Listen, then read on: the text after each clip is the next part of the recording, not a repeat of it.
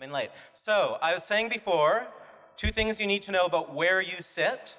This is a session where you'll be talking to other people, so if you're your own little pod sitting off somewhere, get up and move toward other people, preferably near the front. Second thing is, the participatory part of this session will also be live streamed. If you don't want to appear in the live stream, sit on that side of the room, because they won't be filming over there. Okay, so I am going to begin.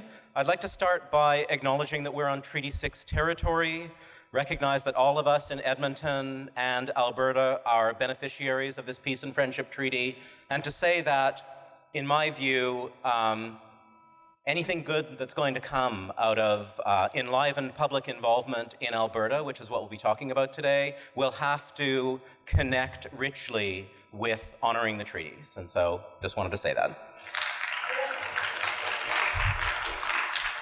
Hurrah, treaties.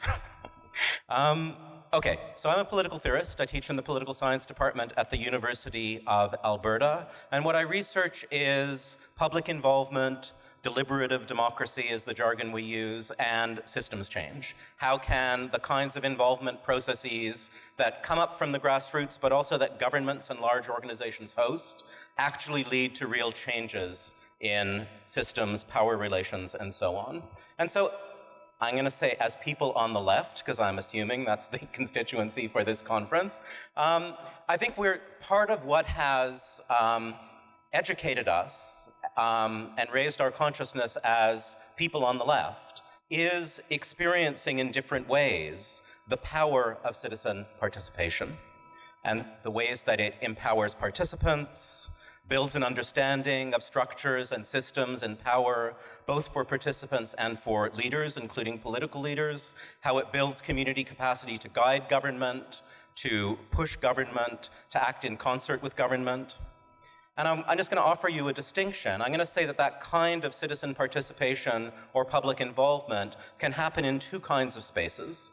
One kind of space is a claimed space, where individuals in a community, groups in civil society actually claim a space to assert what they need, to pressure government, to oppose other groups, and so on. So we can talk about those claimed spaces of grassroots organizing, NGO work, civil society, and so on. So claimed spaces, and then the other kind of space is an invited space, where a large organization or a government says, we need to hear from you, and opens the doors to a hopefully diverse group of citizens, perhaps stakeholders, I think that's an interesting distinction, to come in and offer advice, make recommendations, perhaps be empowered to actually make some decisions. So I was involved in a very interesting, big 14-country research project based in the Global South. It was called the Development Research Center on Citizenship, Participation, and Accountability. We did 94 case studies of where citizen participation in places like Mexico, Bangladesh, India, Pakistan, South Africa, Nigeria, where citizen participation actually led to pro-poor outcomes. That was the indicator that we were interested in. And the highest level lesson that we drew from this just over 100 case studies was that change happens when you work both sides of the equation. When on the one hand, you have a mobilized civil society calling for particular changes, anti-sweatshop movement in Bangladesh, for example, and you have allies within government opening the doors and inviting members of the community in to help to shape what government does. If it's just the invited space, not much happens. If it's just the mobilization in the community, change is more difficult or slower to happen. And so I just wanted to put that before you, this idea of working both sides of the equation. So my education in this kind of citizen involvement, research on citizen involvement in Alberta, was by leading something called Alberta Climate Dialogue, which was funded by one of the federal research councils in 2010. And it brought together an international group of research and practice leaders around innovative citizen involvement, especially as it connects to what governments do. And we decided, let's try to actually learn by bringing citizens together in Alberta to build better climate policy and climate responses. The most prominent thing we did was called the Citizens Panel on Edmonton's Energy and Climate Challenges with the City of Edmonton and the Centre for Public Involvement. We brought together 56 Edmontonians, demographically representative of the city from every ward, attitudinally diverse. There were some people who were climate skeptics, some people who were green warriors, and everything in between. And we supported them through 6 days of deliberation spread over 8 weekends, where they learned about climate change, learned about what the city of Edmonton can actually control, heard from experts, talked to each other, explored their own values, and eventually, by a majority of 92%, recommended to the city of Edmonton, that was officially listening to this, that Edmonton become a low-carbon city by 2050, and then there were a whole bunch of steps indicated for doing that. That was in 2012. Just this past summer, City of Edmonton passed a quite ambitious energy transition strategy that commits the city to that and to all kinds of subsidiary measures. We'll see what happens at budget time. Councillor Walters was saying some scary things about that, but in any case, it did have some real influence, I think. Alberta Climate Dialogue tried from 2010 to 2015 to involve the provincial government as a partner. Guess how that worked out? So there were senior civil servants who were very interested, who were good-hearted, who wanted to try something different, but government of Alberta, especially when it came to climate change, had things totally locked down when it came to public involvement.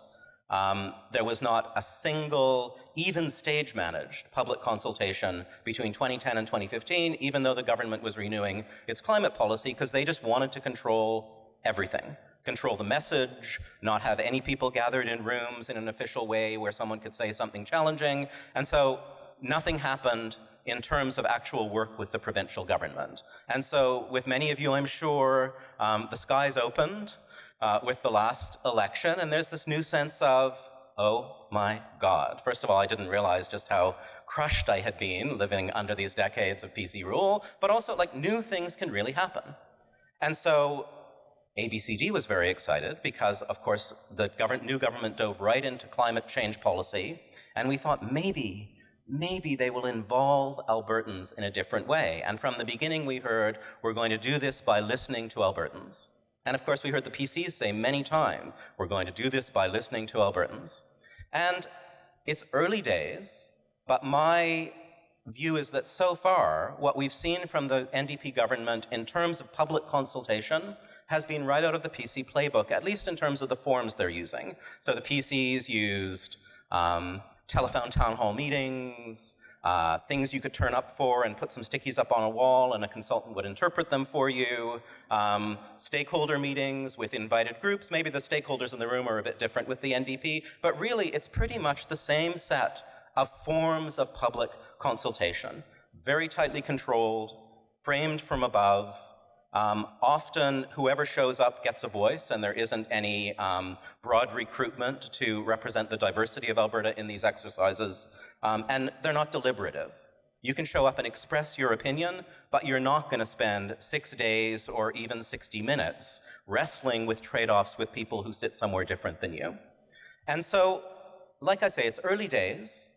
I'm really interested in what the NDP can do in terms of getting more ambitious with citizen involvement, and I think a tremendous amount hinges on it. My view is that, first of all, something like climate policy or anti-poverty policy or extend the list, these complex systemic problems cannot be solved well by experts and from above. You have to engage people from across the system in problem solving to understand the system at all. So I think different kinds of public involvement will lead to stronger and smarter policy. Secondly, I think that different kinds of public involvement will lead to more legitimate and more sustainable policy. This won't be what those bastards in the legislature imposed on us. This isn't what I'd say, but I'm imagining someone saying that. But it'll be something where we really saw that, no, they brought people together. In my community from across the province, I saw this citizens' assembly. I took part in this town hall thing, but it wasn't a town hall. It was actually way more real than that. So you can actually build the sense in a community that they built something together. And that creates more legitimacy and sustainability for policy, even through changes of government, possibly. And then thirdly, I'm an NDP supporter. I think if we don't want the NDP to be a one-term government, They have to start to change the political culture of this province. And they have to especially change what passes for listening to Albertans. Because otherwise, someone will just come along and say, I'm listening to Albertans, and here's what I hear, and I'm going to represent. And I want people in 3.5 years to be able to say, that's not listening. We've actually experienced what it was to be listened to. Tell us how you're going to do that. So anyhow, I think this is very important. And so I'm excited to engage you here in a conversation about what makes for real, democratic, transformative public involvement or public participation, what the obstacles are for the NDP implementing that. It's not an easy road. We had some really interesting and promising conversations with senior people in government about public involvement in the development of climate policy, which will be announced tomorrow, by the way, or at least the recommendations of the panel will be announced tomorrow. And it looked like something interesting might happen, and then they pulled back, and I understand the reasons why they pulled back. But I want to explore together the obstacles to the NDP government really stepping out and doing something new. And then I want, at the end of this session, to actually get you thinking strategically. What is something, and people can claim flip charts and say what they actually want to talk about, what is something my group could do, or we could do to model different kinds of public involvement or to support or push the NDP government toward deeper forms of public involvement. So I'm going to go over to you, come back, go over to you, come back. So here's the first over to you. I'd like you to turn to some people near you. Now, they're live streaming, so they said, if you could get some people who are actually willing to be in a little fishbowl here and talk to each other with a camera perching over their shoulder. So if you feel brave or exhibitionistic or whatever, you could actually come down here and have a conversation with 3 other egomaniacs. But anyhow.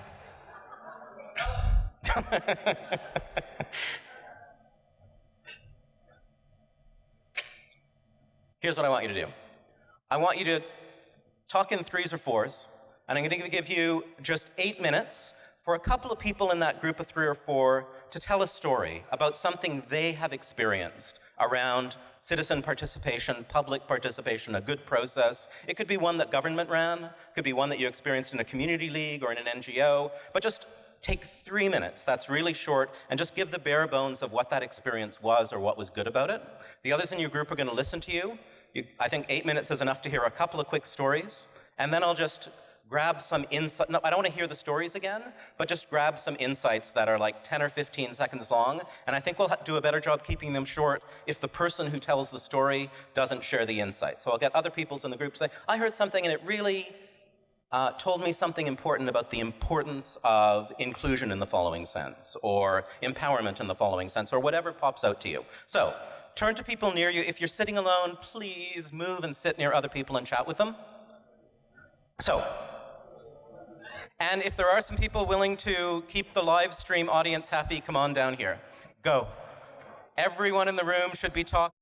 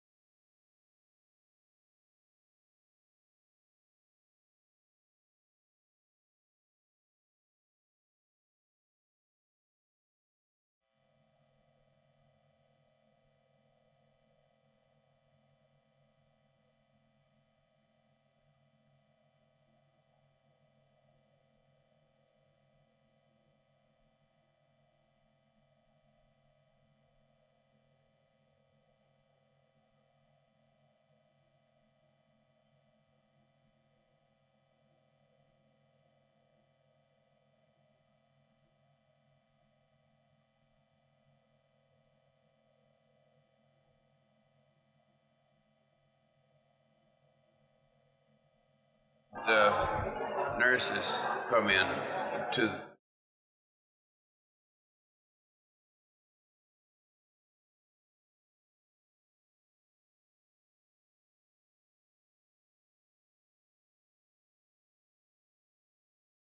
was necessary. So they said, well, let's call it what it is now. That's good.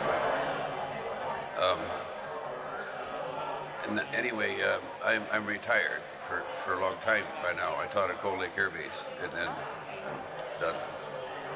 Although whilst doing that, I was on the teacher executive provincially and vice president 3 terms. So that meant that I was immersed in most of the hot issues that the provincial ATA had to deal with.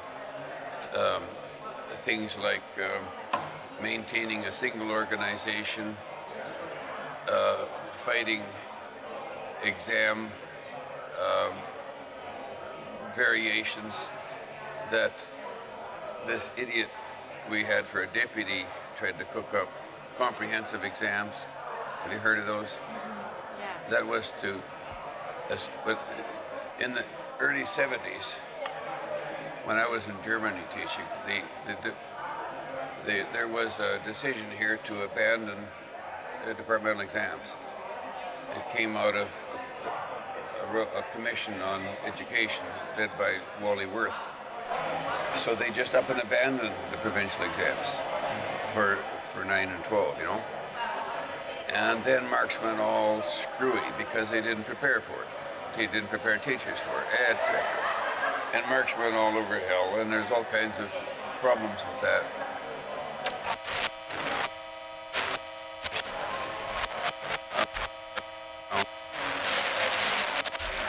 That's 3 minutes gone. If only one of you has been telling a story, you could look around for another one for the next 3 minutes.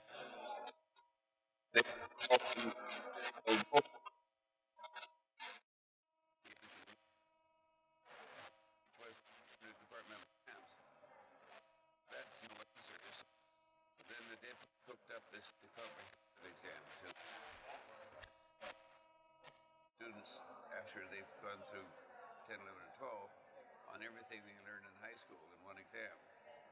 And that was such a stupid idea. We had not a big problem fighting that. Now, as to consultation, there was little or none, really. The government basically wanted to talk down everything. And Reno Bassetti came in 1982, and that was the end of whatever we had for consultation that was anywhere near meaningful. After he became deputy, forget it. Everything's controlled centrally. Now, I'll stop talking. I gave you that little bit of my experience and a little bit of setting for history. What do you guys have to say? Maren, do you have any participatory stories? Yeah, I have. It needn't be on the topic of education, of course. Yeah, it is, because I'm in education, but we have a school that's way over capacity, and with the provincial government, there's been lobbying for a new school in my district. Where? In St. Albert. And we finally have 2 that are coming, one that's actually finally being operated, or worked on. But Who's the superintendent? oh my gosh, Barry Woke. Pardon? Barry Woke. Really? Do you know him? I know the name, but I haven't heard of him for a long time. But I'm glad the other guy's gone. He was a bit too arrogant. Forgot his name. Yeah, so Okay, we're going through conversations. The mic running now. If you could try to turn off. Okay.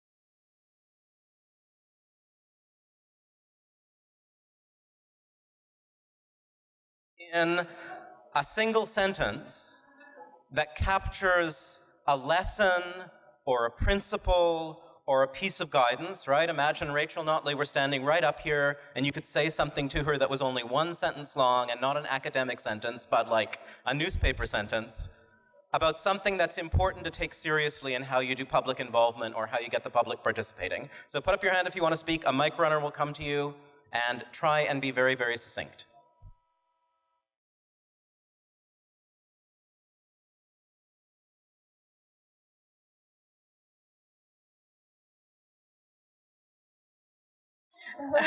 Okay. It's a very awkward way to speak. One of the lessons from our conversations is that you get better outcomes in terms of, good public policy when people are involved in participating in a democratic way.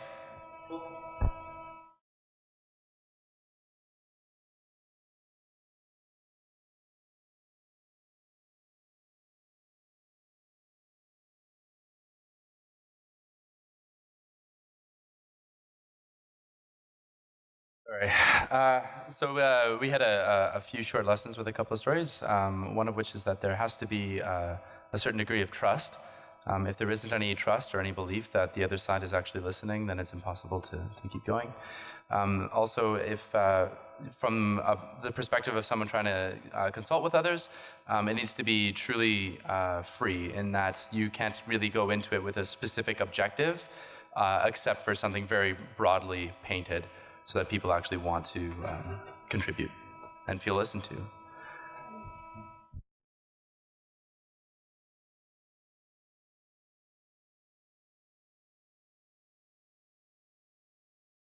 And allow them the ability to participate in conversations, especially when dealing with communities that often don't participate.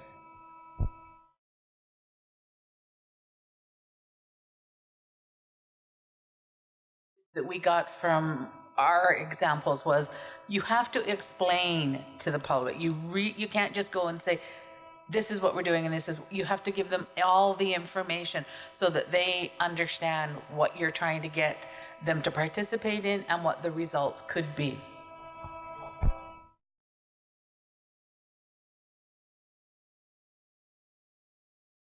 First person that spoke about the democracy of the process.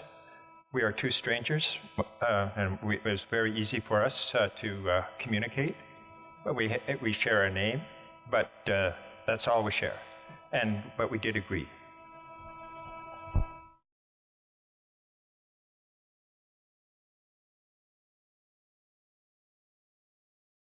Process, and it's preferable that the process be messy rather than comfortable if it means that there actually will be results at the end of it.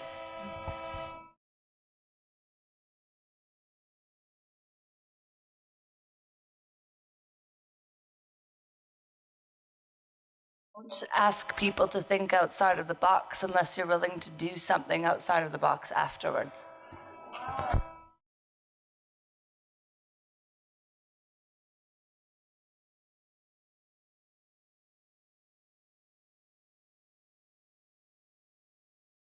Listen, especially if you're asking people not just to be inside some little box. Something about providing deep and comprehensive and diverse information to people who are deliberating. I mean, before I got to hear you, I just jotted down some things that I would say are important.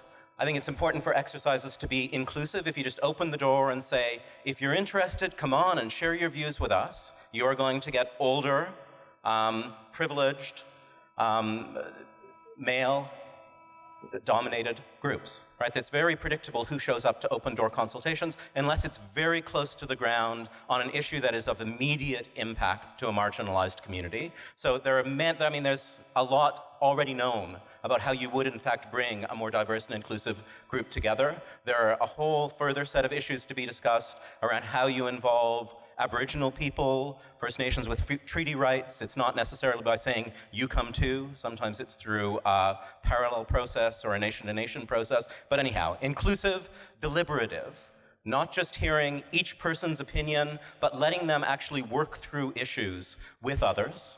Empowered, you know that your voices will make a difference, preferably through a prior commitment. Your voices will be made public.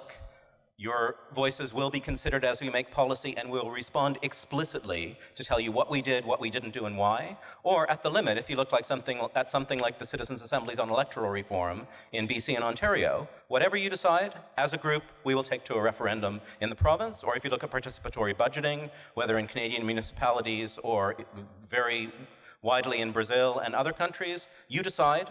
You have the money, you decide. We don't actually get another say in it. So you can actually hand over or delegate power to citizens doing this. It has to be rooted, I think, in the existing ecosystem of democratic mobilization in a community. Don't try to create something brand new, but recognize that people are already meeting about climate change in very different ways all over the province. Use that. So root it in civil society, sustain it over time. Don't think that you're going to get useful info if you bring different people together for different 3-hour sessions. Link it to community action in at least some cases. That is, you're not just telling other people what to do, you're figuring out how you are going to help solve a deep problem. And then finally, there's a whole interesting research literature and area of practice about identifying and building deliberative infrastructures. If you're having a public meeting in Edmonton, where can you go to have it? Public library isn't bad, but how do you build spaces? How do you build capacity? There's a whole infrastructure that supports a community or a society in being more participatory and more deliberative. Okay, so I want to get you talking again for a shorter period of time. I'll just give you a few minutes to buzz, and then I'll see what pops into the room about obstacles to the NDP actually moving in this direction. So I'm sure if there were ministers or others from the provincial party sitting in this room, they'd be nodding enthusiastically to a lot of things I'm saying and you're saying. And, I beg your pardon? Obstacles. Obstacles, things that are in the way. So I'm going to get you to think about what's in the way of the provincial government actually moving ambitiously toward much deeper forms of citizen participation, including in how they make policy. Why might they, despite good intentions, despite nodding at every word that's been said, still end up doing what we saw under decades of progressive conservative rule when it comes to hiring a consultant, getting an online choice book, having people fill it out, doing an online poll, giving you a little text box you can fill on the web, rather than these other forms of engagement that I think are much more powerful. So just chat with each other for a minute and try and think what good reasons might they have for shying away, or for not getting very far with this.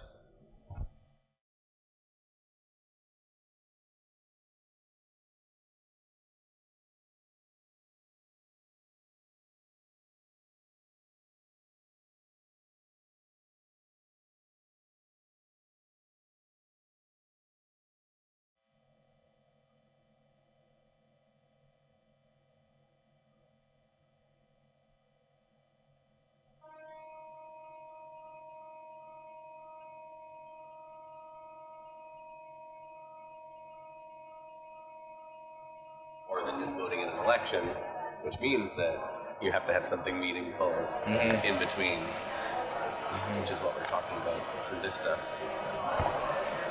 Budget might be another one. Yeah. Say that again. Budget. Budget. Yeah.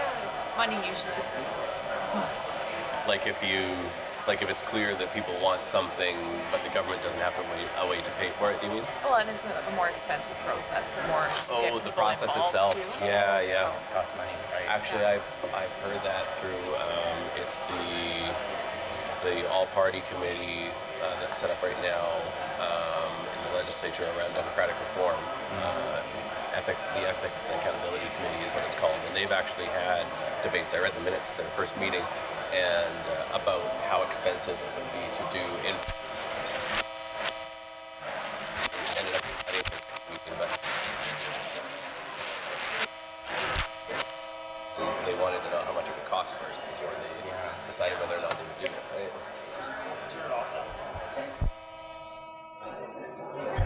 Okay, take just another minute, then I'm going to invite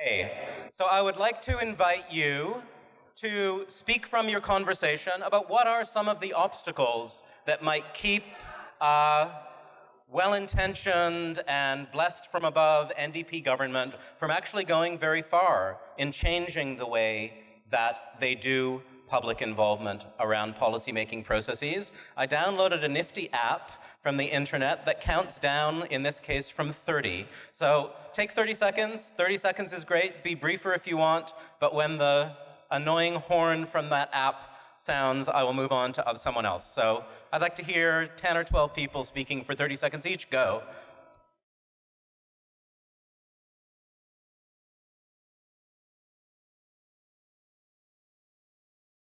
The mindset of the general population.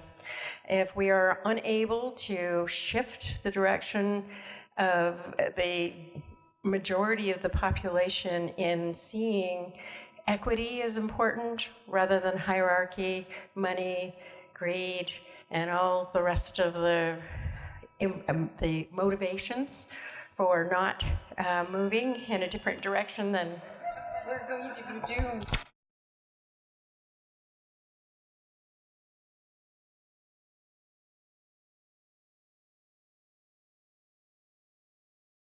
They might not actually like the answers they get, and they might want to act in a way that is more progressive than the dominant views in the province. That would be a good reason not to do it in at least some cases.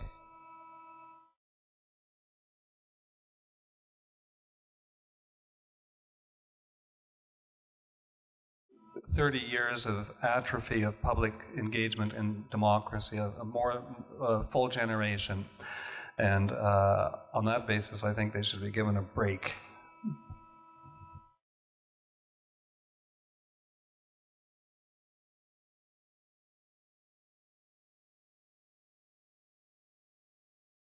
So discredited, and such lousy habits have been built, perhaps in civil service on the part of the population, that a break might be the smartest thing to do, if I understood you correctly. Yes, we give them let them figure out a new way to go at it.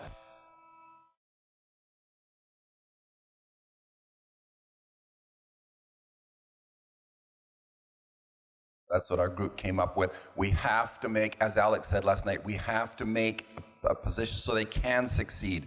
If they're the only ones saying that they inherited a mess, gradually that message will get old. We have to speak and create a space for them to succeed. So we need the same kind of message machine as we see on the right. So something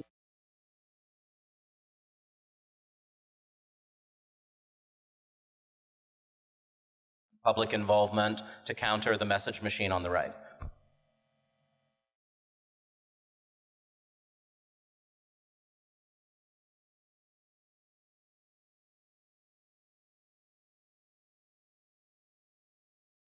They had to come up with some kind of plan before the Paris conference in December.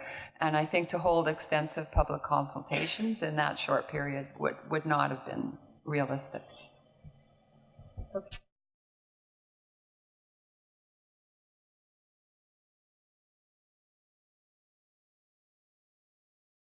I talked to many colleagues in the citizen involvement community about this, and many of them were convinced, give us 6 weeks, we can do it. You can do something deep and authentic, and we know how. So that may or may not be true, but I think that certainly was in the minds of the senior civil servants and elected officials deciding this, that, yeah, it would be good, but we got to kick it down the road because we have to get to a decision fast.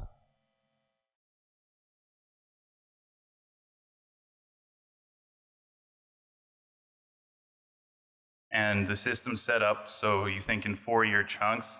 So to do something that takes that amount of time and to do it well may not be politically gainful for the next election. So there's not a lot of incentive to take the time and to do it well.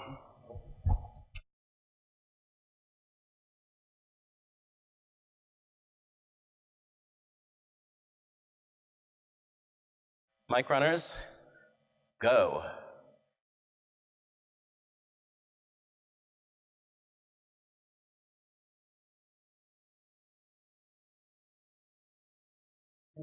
still has to contend with the very rich lobbyists of the gas and oil industry, the coal, the farmers who make money from the gas and oil and sell out their heritage in some cases. So it's the lobbyists.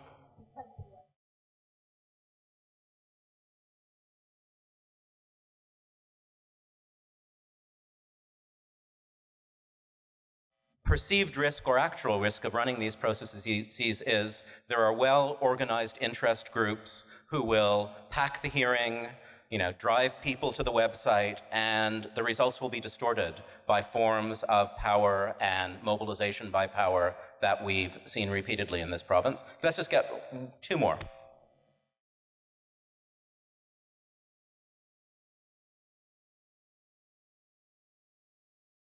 Top 10 or 20% of senior civil servants essentially see the industry interests as their clients, and they're used to controlling consultation processes to give the appearance of having genuine commitment to change, but they've had 2 and some decades to run rigged processes. They're going to continue to do that on behalf of their clients. Great. So, yeah, there may be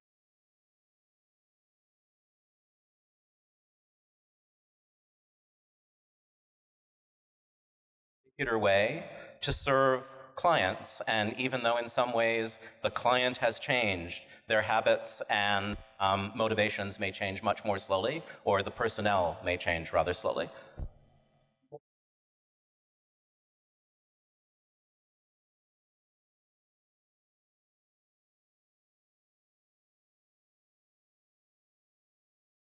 For instance, the concept that you have to have year-over-year growth as a basic truth and a starting point would be an obstacle to real open dialogue.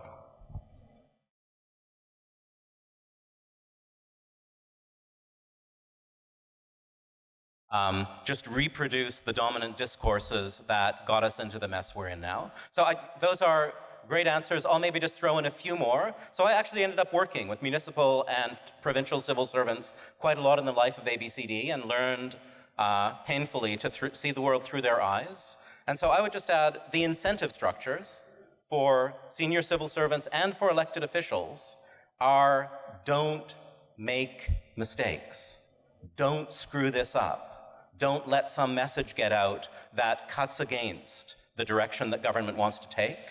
And so just that risk averseness, which is not just in people's heads, but in the institutions they inhabit, make it dangerous to create a process that might actually give rise to something new, rather than the outcome that the commissioning civil servant or the commissioning elected official wanted to have in the first place. So I think that's deep in government that doesn't just have to do with particular individuals, though there are those challenges of turnover as well.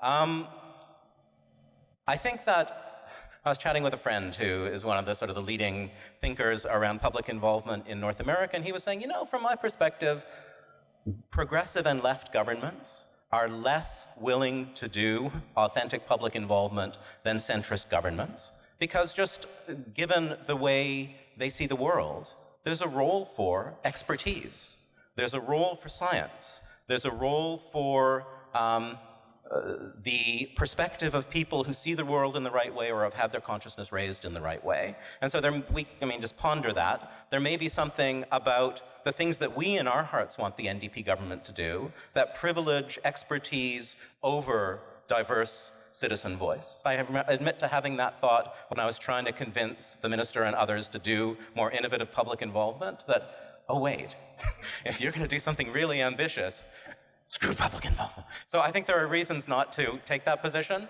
but I can see the temptation of it. And then finally, I'd say there are really well-developed technologies, if you like, of slicing up public opinion, mobilizing public opinion, messaging to public opinion, finding your niche, finding your wedge. And those aren't tools that are only in the hands of parties of the right. I think that the NDP brought in some people who were very skilled with those tools, and people who hold those tools often want to lean on those rather than some more broadly based engagement with diverse public that might shift a political culture over time. So as I said at the beginning, I think in the long game, the NDP would be well advised to not leave Albertans as passive, grumpy consumers susceptible to populism and people saying, I've listened to you, here's what we're doing. But I can see all of these obstacles to their actually stepping out boldly. So for the last part of this session, I would like to invite you to actually think as activists. So if you're with me, there are reasons for the NDP to try something new here, to dig deeper, to involve more people, to have public involvement processes with the characteristics that came out into the room.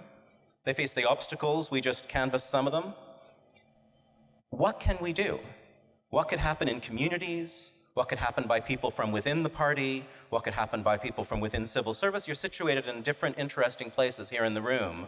I would like to take the 20 minutes to actually just have a bunch of small conversations about something we could do. And so, I'm inviting you, whoops, we did that. We're not there yet. We're there. So can you think of something you wouldn't mind talking to other people about for about 20 minutes? That's an idea or a plan for how you could help the NDP make public involvement more democratic and transformative. So here's how it'll work. Some of you may have done open space. This is an insultingly truncated version of open space. There are charts here with markers. If you have something a particular idea you would actually like to talk to some other people about, so I might, for example, come up and write empowered deliberation in community leagues. I actually think if we're thinking over a period of months or years about how we could build something different in Alberta, let's empower leagues in a way that will at least be a model for those in provincial government who want to do something different. So I'd come up, I'd write that in nice big letters here. I'll invite people to come down to whichever chart they want to chat about, and then you'll have 20 minutes to talk, and at the end I would ask you to just use part of the chart to very succinctly communicate where your conversation got to. So, this group talking here might say, well, let's have really genuinely vibrant and inclusive processes in leagues that really involve the population, have clear influence in league decisions. We'll be training conveners by doing that. This could become a resource for the provincial government when they want to go out to communities in more than a box-checking way. That would build more vibrant, inclusive processes, and we're off to the races. So it can be words, it can be pictures, it can be flow charts. Yes?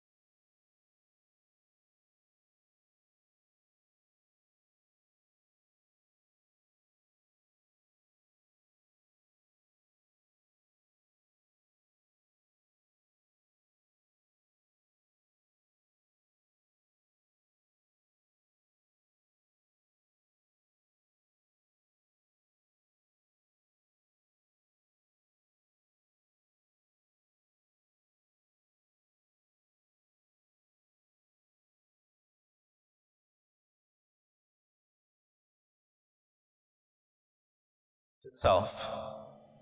Otherwise, you're just going to have to listen to me talk for 15 minutes, or me and this gentleman. Anyone else?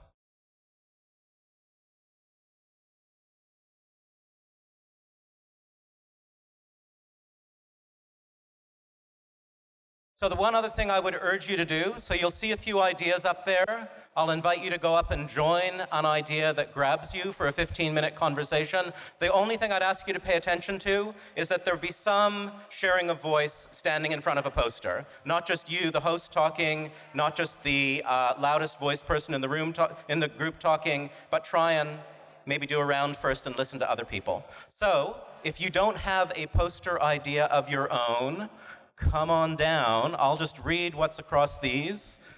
Build federations. Do you want to say one more sentence about what that's about? Okay. That is holding our governments to account, building different organizations like spokes councils, so that if a decision comes from the higher-ups, we can say, we have a veto on that. You can't do that. That's bad for the community. Excellent.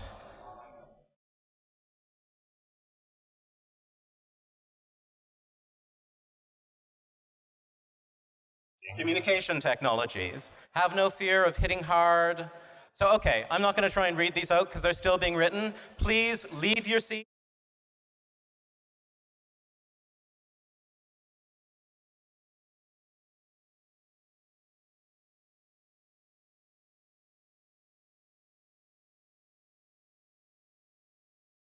They need you to discuss it with them. Come on up.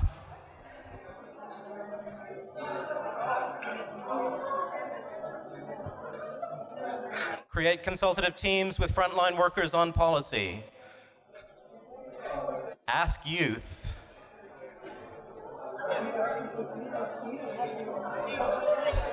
Sorry. So you're standing in front of a poster, you're chatting about the topic there, sharing voice with others, and in about 15 minutes, you will have written down a few ideas that came out of your conversation.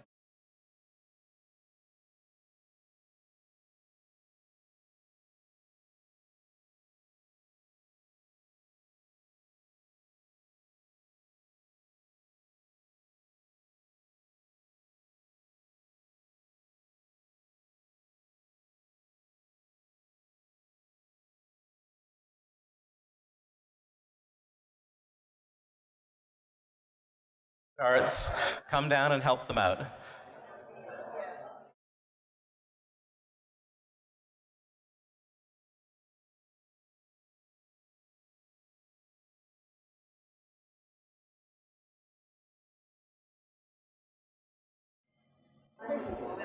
Okay, so in a few minutes, I'm going to invite you to leave your conversation, take a stroll around, chat with some people in front of other charts, and then I'll take 7 minutes or so at the end to offer my own riff on what we've seen.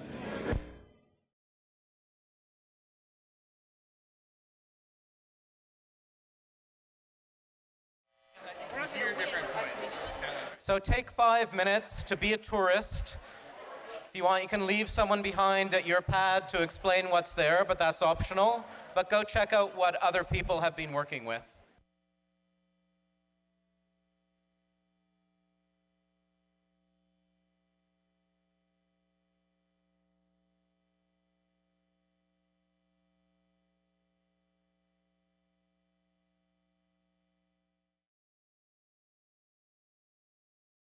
Okay, so I'm going to talk a little bit more.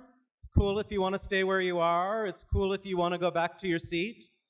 But I thought I would take the last 6 or 8 minutes to just riff on some of the conversations I heard at the front, some of the things that are on these charts at the front. If you have burning questions that arose in your conversation, I may walk over to you with this microphone. I'll just give you a minute to settle.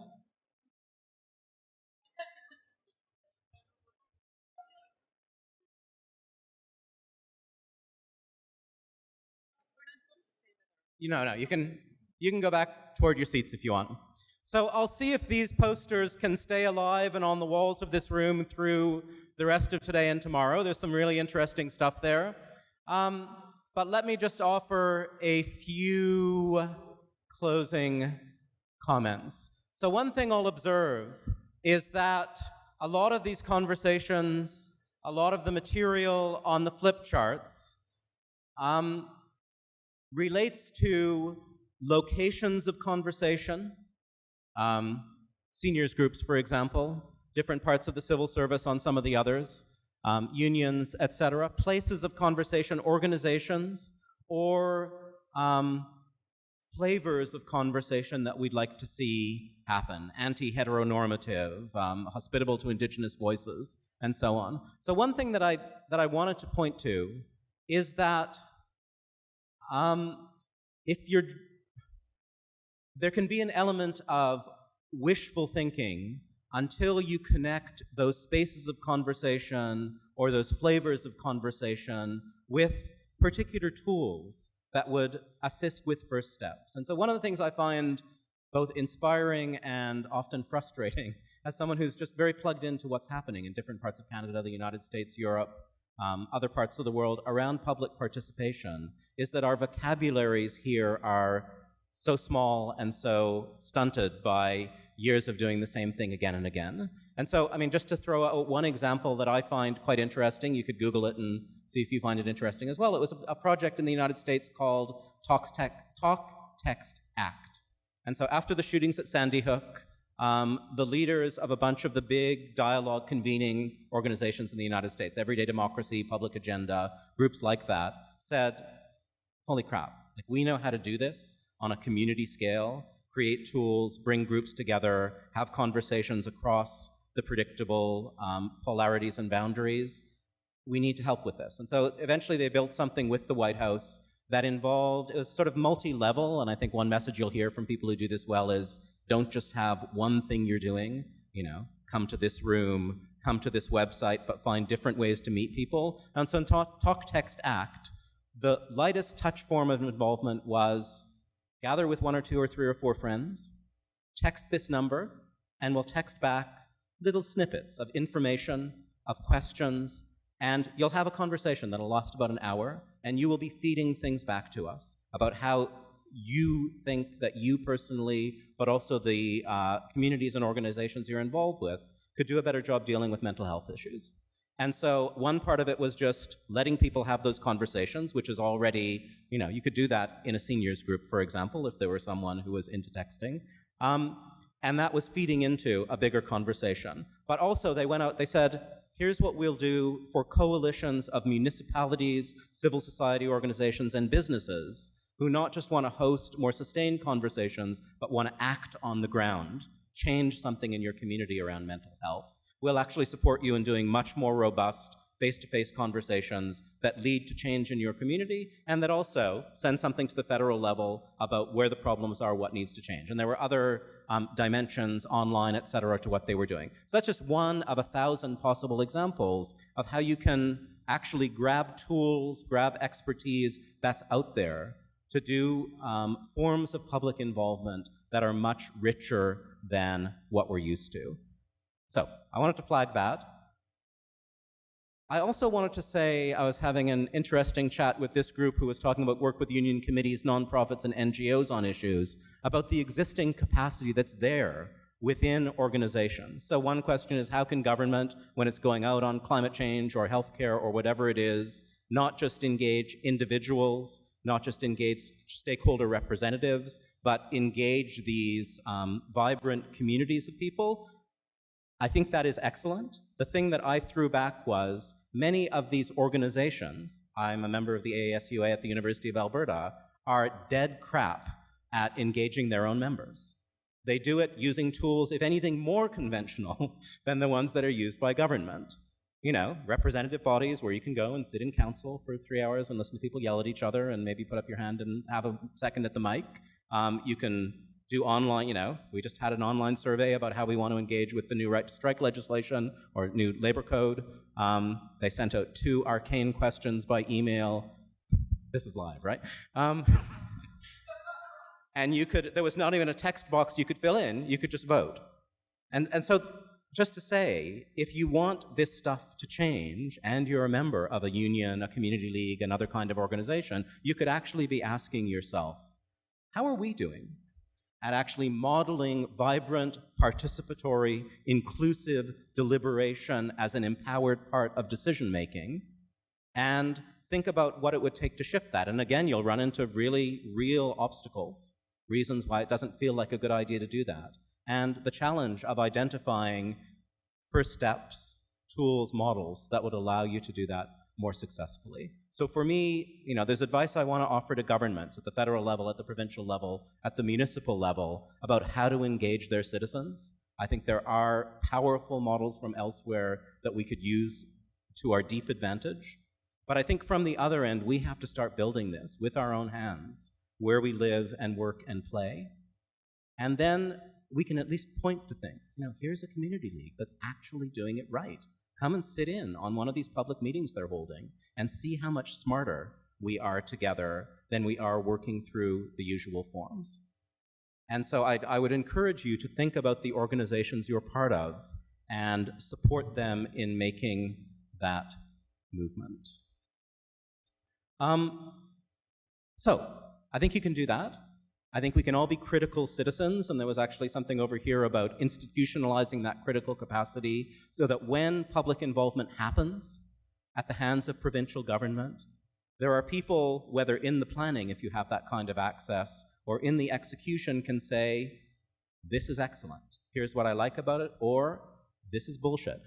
We saw it 15 times under the PCs. It was fake then. It feels pretty fake now. Do better. So I think we have to be critical consumers of public involvement.